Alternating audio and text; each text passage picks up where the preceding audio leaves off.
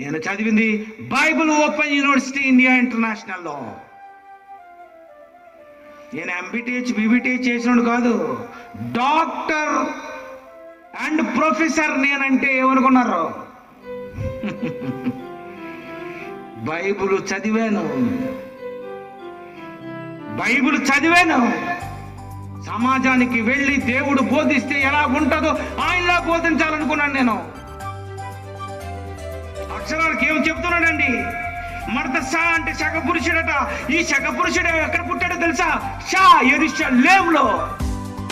అందుకే నువ్వు సా సర్వలోకమునకు వెళ్ళి, హా హంతకునైనా క్షమించి, లా సరళమైన ఈ మార్గములో నడిపించి, ప్రతి వాడిని క్షమించు, నమ్మను అన్నాడు అనుకో, బండి రా ఈడు వెర్రివాడు పెద్ద కేటవని వదిలే.